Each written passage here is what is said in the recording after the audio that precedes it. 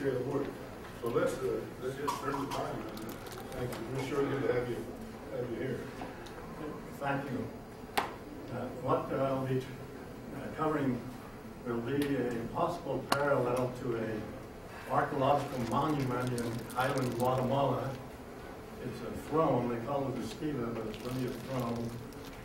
And it has parallels, I think, to the story of King Noah and his son Limhi in the Book of Mormon. And you'll see as we go along why I think there is a possible correlation between what's on this throne in Highland, Guatemala, and what's in the Book of Mosiah in chapter 17 through 19. This in ancient times.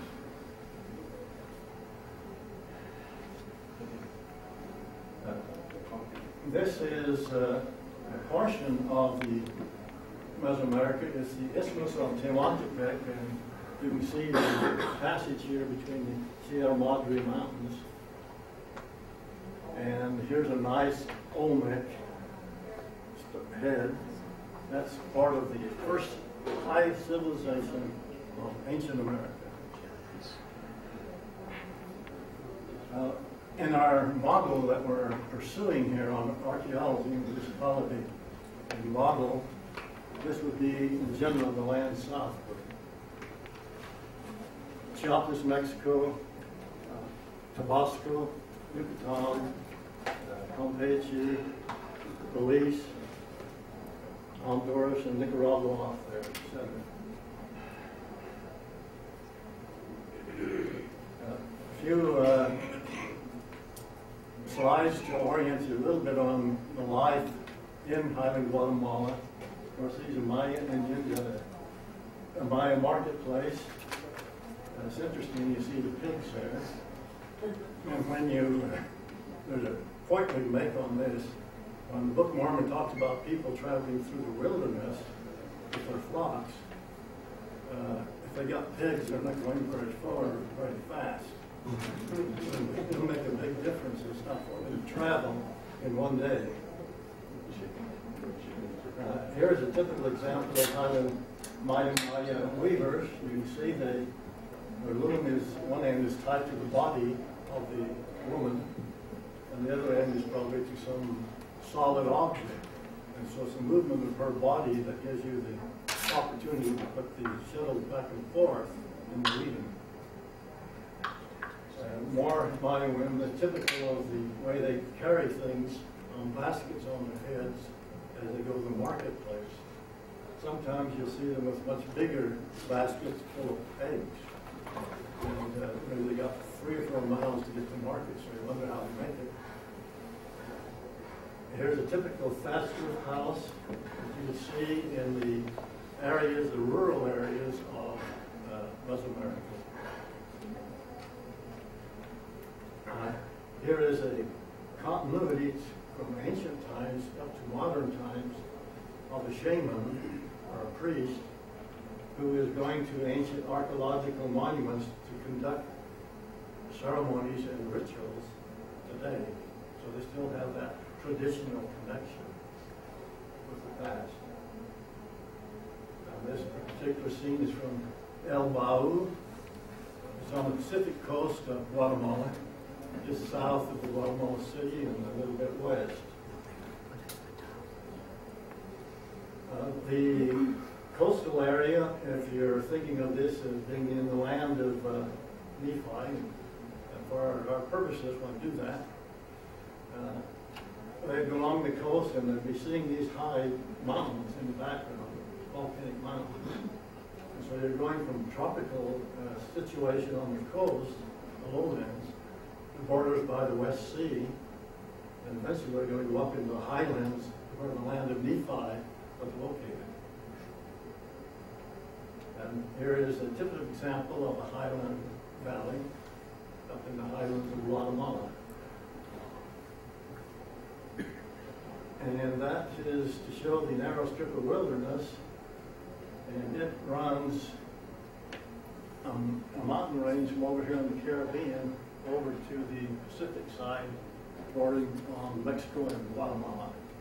It runs east to west, reminding you in the Book of Mormon that the narrow strip of wilderness ran from the East Sea to the West Sea, and in it was the headwaters of the River Sidon. So it's obviously a mountain wilderness. Rivers don't start in the lowlands and go up in the highlands. It's the other way around. There's a little clearer view of this mountain range.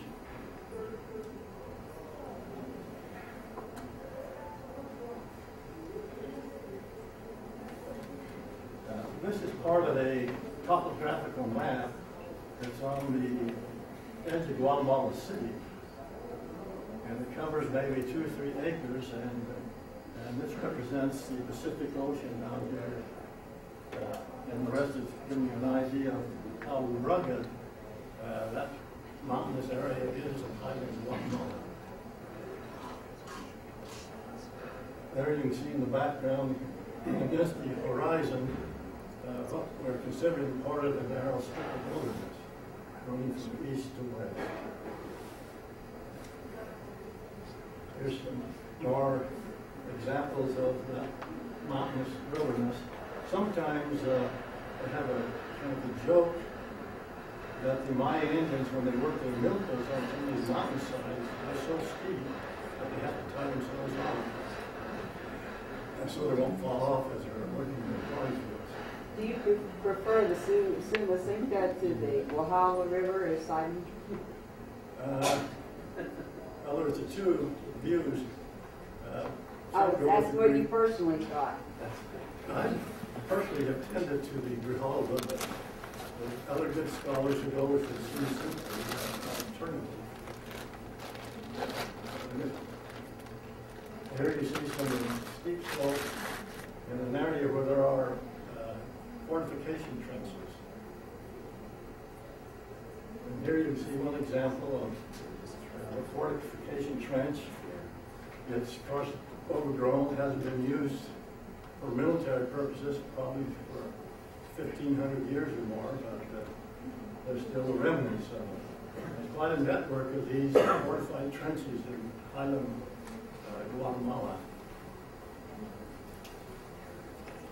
Here you see a young man standing in one of the trenches.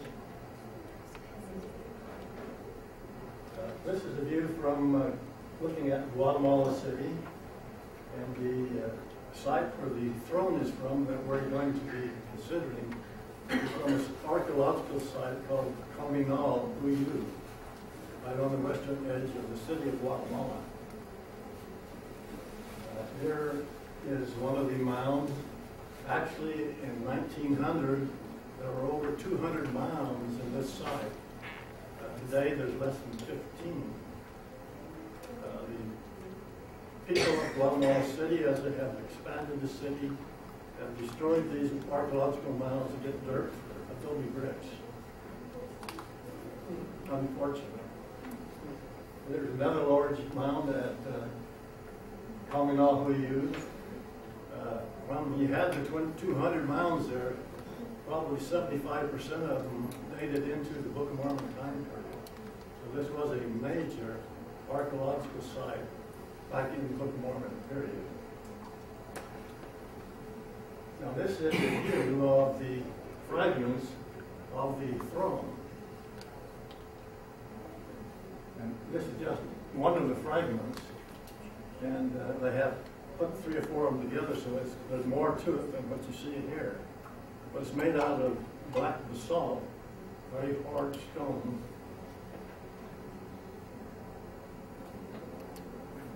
Here's a little closer view. You see a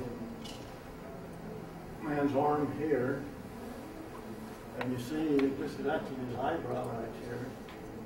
And over his eyebrow is this trident symbol, which is a symbol of divine kingship, but it's upside down, meaning he's dead.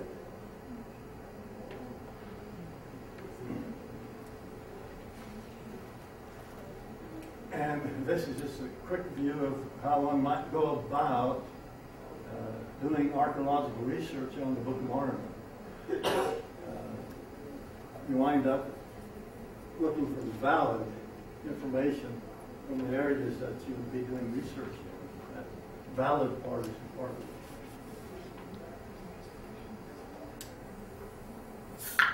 Now, it says steel 10.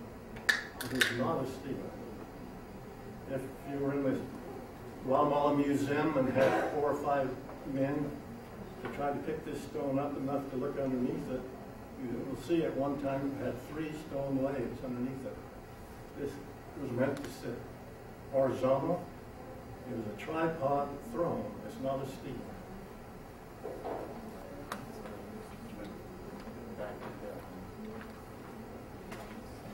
Yeah. You want to go back? Well, this, yeah, okay. Where do you want to Go forward. Yeah. Okay, what we're looking at here is the question of what type of society did the Book of Mormon people achieve? Were they bands of hunters and gatherers and fishers? Very simple. No. Were they chieftains? Some. But did they reach the level of states and what we'd call a civilization? And they did. Not only in the Jaredite times, the earliest colony of the Book of Mormon, but also, of course, in the Nephite Lamanites and Mulekite period. Here you see some of the categories for getting a state, and a civilization is made up of 2 or more states. You cannot have a civilization, as archaeologists define it, with one state. You have to have interacting states, like the Nephites and the Lamanites.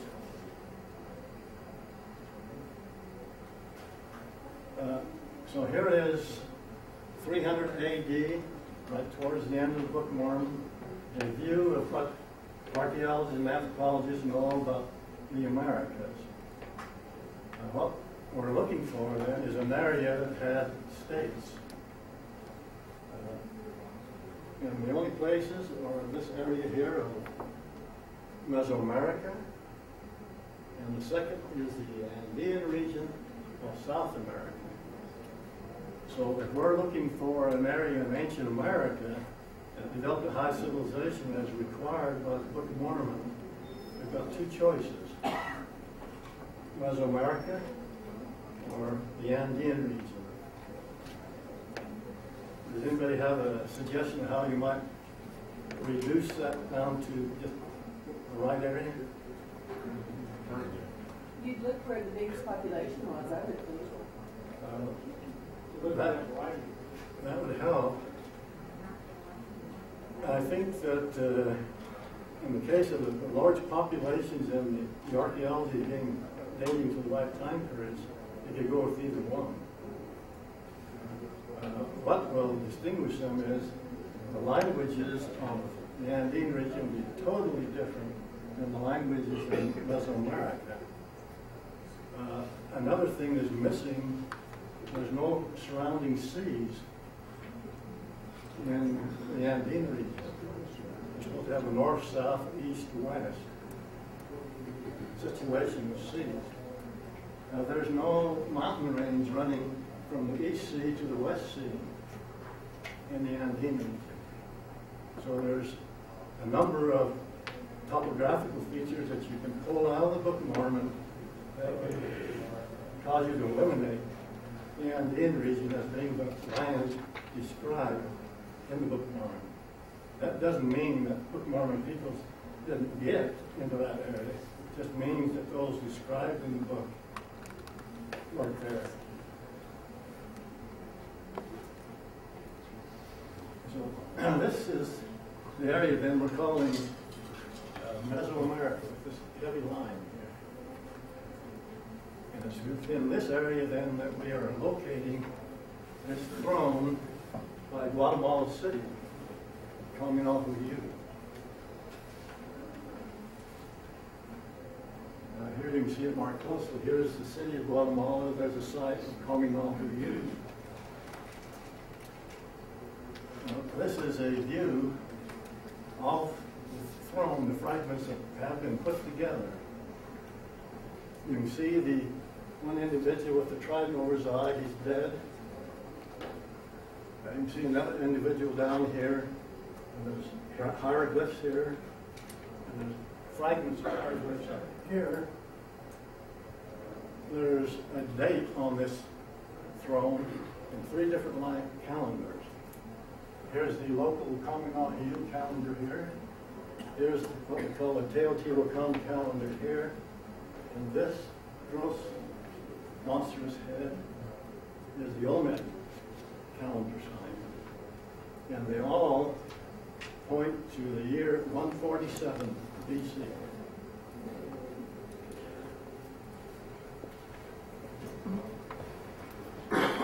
And so this is to give you an idea of how we arrive at the fact that these 3 calendars all come to 147 BC. Here is one lord of the Olmecs. Here it is 8 winds for the Teotihuacan and 7 winds for the Communal calendar. So they all 3 are on the same year. Now, does Communal have an archaeological sequence that could parallel what's in the Book of Mormon for the highlands of Nephi? As you can see, beginning with the Reveille, going back to 1150 BC, Communal was occupied almost up to the coming of the Spaniards, 200-300 years before the Spaniards arrived in time in Guatemala. So it does cover the time. Now we know here that the Quiche calendar was invented at the 21st of March, 395 AD. That was like yesterday, for spring equinox arose. Another group of Quiche speaking Maya showed up in the Santa Clara time period. And the people we're going to be dealing with will be back here in what they call the Verbena or Miraflores phase between 200 BC and 1 BC. And they speak a different language. And we'll bring that out because of the hieroglyphs on this throne.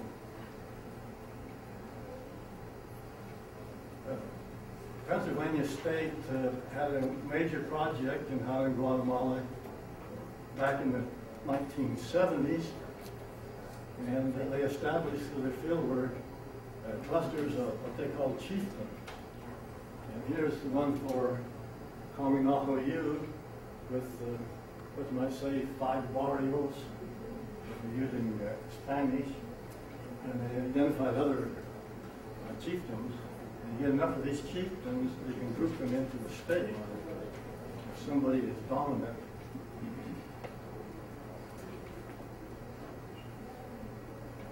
And that's a description of scriptural archaeology. Whatever you want to see there is okay. I won't go through it because I'd have to explain all those underlying terms. Don't want to do that. Okay, here is a little more complete sketching of this throne. And the ones who will be relying on for the reading of the hieroglyphs will be James Porter and John A. Graham from Berkeley. So the readings that you'll be seeing when we show the hieroglyphs will be their readings, not mine or some that would be saying other than myself. This is what some of these hieroglyphs look like when they draw them out. You don't see how they can read them, and the mysteries of how they can go about doing that is too complex. But these represent the hieroglyphs up by the head of the person who is dead with the trident upside down over his eye, up in the upper right-hand corner of that throne. Down below, the hieroglyphs are a little more complete. And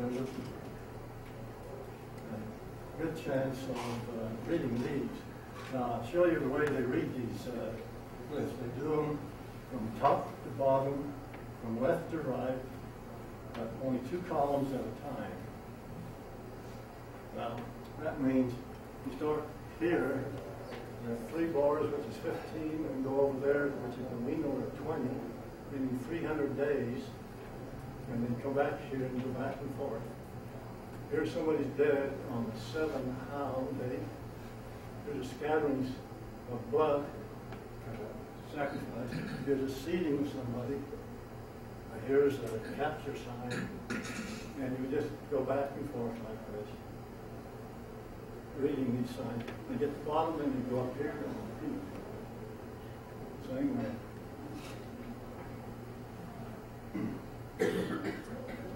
How many of those can you read? Well, this tells you there's a lot of indeterminates on there. Okay.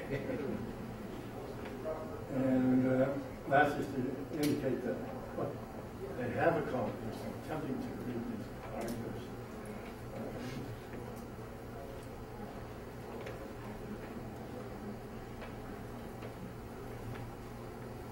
Here is the one author who has had a paper on the early writing system of coming off of the he claims that the language is most likely Cholan, which is a Maya language of the lowlands, not the highlands where this is found.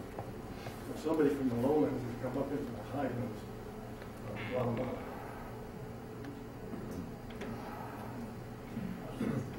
Okay, we can go through these. Probably we'll leave that there right for the moment and explain what there is in the Book of Mosiah that we'll be looking for as parallels to this throne. The Book of Mosiah, beginning in the 17 chapters, talk about the prophet Abinadi, who is going to King Noah, warning him because he's into idolatry and he's not keeping the Mosaic law properly and so forth. Now, the end of that episode is that the prophet Abinadi is put to death by fire. And he is told, he tells King Noah and his priest as he's dying, that some of them will die by fire also. He prophesies. Now, at the bottom of the Book of Mormon, the year that Abinadi is dealing with King Noah is 148 BC.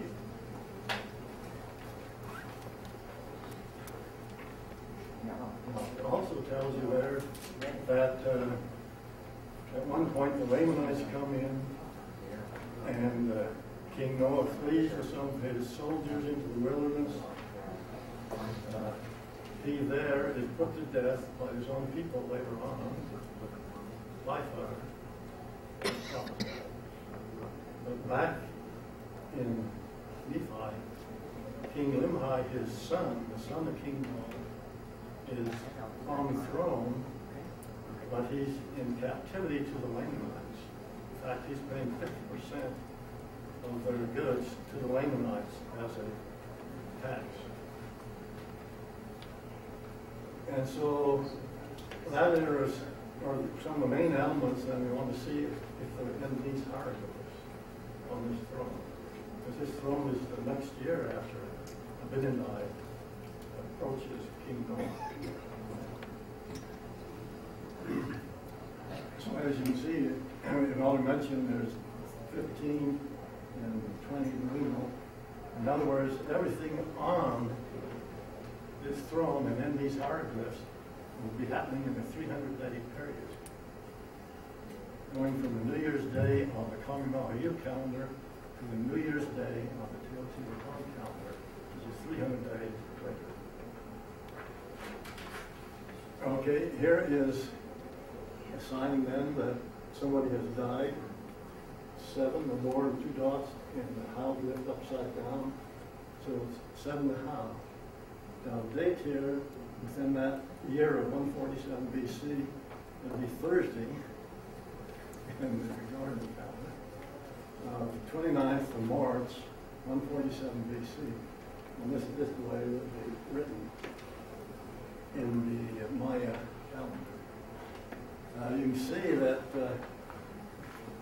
an animal spirit companion, so this is getting into shamanism, probably sort of idolatry that Abinadi may be referring to. And we mentioned the inverted hands for scattering, and that's by bloodletting, so we're scattering the blood over crops and whatnot, but also at important deaths. Here's the capture compound. Somebody's going to capture that. And of course the moon means 20. Here's a seeding compound. So we're starting to direct you to the fact that somebody is going to be seated on the throne, replacing the dead one.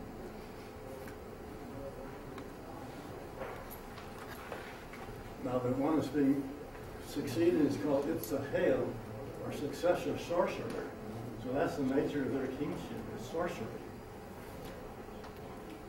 That's what the idolatry is. And now we won't explain what companion spirit is, but that's important. Here you have the great Ahau. This represents the corn god. It represents one Ahau in the calendar. Here is K or fire. And so here is a year sign, and here is a day sign. And one Ahau and fire, K. Now it should be 3, but I don't see the 3 there. I'll explain why later. Here is the Hunal, the royal headband sign. And so you're into royalty and kingship, and the dead king being succeeded by a new king. Again, back to the successor sorcerer. And okay. And more signs here, the vulture and the animal spirit companion again. But these are related to important calendar names of important individuals. You can see a lot of these are undecipherable. But here's one referring to a title or office. There's a gore, and that's 6. Over here you get the preposition of month pop. And so you can get a date out of that. 6 pop. Pop is one of the months in their calendar. Their months are 20 days in length, and not 30. They're just 20. That's why we have 18 of them. Okay, and we put in dates when we can, and here's another date. Saturday the 14th of July, 147 BC.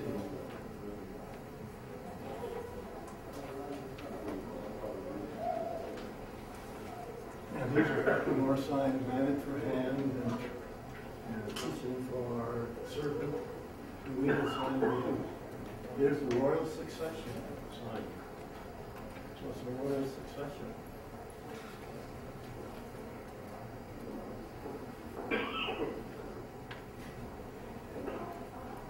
Well, I think then what you can see there is there are key parallels to the Mosiah account. King Noah has been put to death by fire. He later is put to death by fire himself. His son Limhi is captured by the Lamanites, but he is ruling under Lamanite control. And so we have that information on there that the successor king is in captivity. And so those are the main elements of the Mosiah account of King Noah and Limhi, his son who succeeds him. Now there's some possibilities of getting the name off in this throne by 2 individuals. But this is reaching a little bit, because you're not going to see it in syllables. They're going to see it in symbols. And so what's the symbol for King Noah? It's breast. And what do you see over the eye of the dead king? the symbol upside down, and this rest is death. So you might be stressing a little bit, but there you could read rest out of that one. The king down below has arms in supplication. Limhi's name can mean dedicated life. He's dedicating something with his hand, arms there. Below his ear is the symbol for life. Again, that's not spelling it out in syllables, but the meaning's there. Darth Norman is the one who pointed this out to me, the possibility of these two meanings showing up on this throne from coming out of you. Now, there's a good deal more work that can be done in the future. A lot more of these indeterminate than know the meanings of it. I should point out, if anybody's really interested here, when you get a T and a number, the T represents J. Eric Thompson, who had a catalog of glyphs. And the number is the number of the glyph in his catalog. So if you want to check this out, you can go to Thompson's catalog to glyph number 756. And I'll give it a check.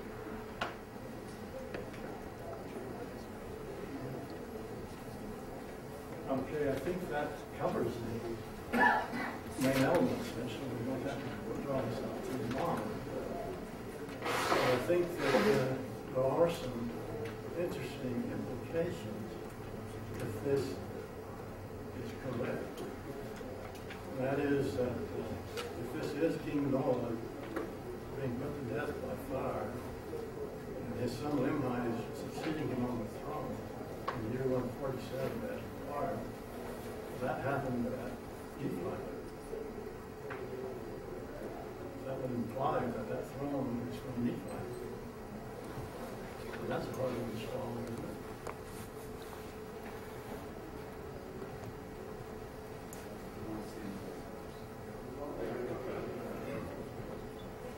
Now, here you see the most likely language in those glyphs, and that's based on the words for Reno, which is 20, or Uno, which is the headband for royalty, and the name of the mace god.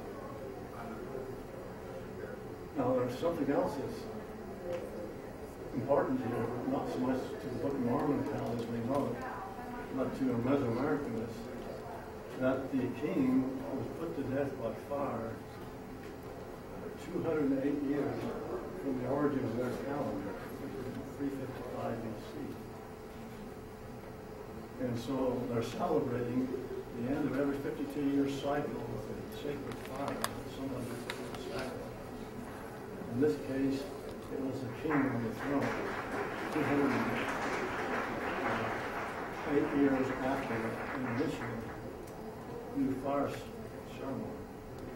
So whoever those people are, they knew about that calendar in this origin.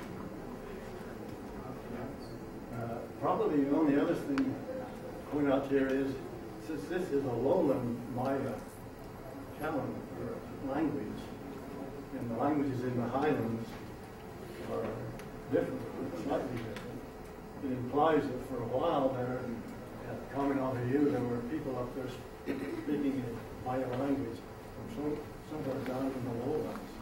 They have come up into the highlands. If you want to push that a little bit, you can say from the lowlands of Zarahemla up to the highlands of Nephi. Okay, that's any questions? You mentioned, I think, in the beginning that there were also Olmec calendar and Teotihuacan calendar on this stone. How do you fit this in what you have just told us? Well, I'll give you a little bit of technical here, not too much. The local calendar from Kaminohayu is derived from the Olmec. Oh, okay. So that brings the Olmec. While this throne is being used, the Teotihuacan calendar was invented in 165 BC, which is about 18 years earlier than the dates on the calendar. whoever invented that calendar, somehow later their descendants took it to Teotihuacan, which is up northeast of Mexico City. So the Teotihuacan calendar, according to this, originated from the highlands of Guatemala and was carried to Teotihuacan. Let's give Bruce a hand, shall we?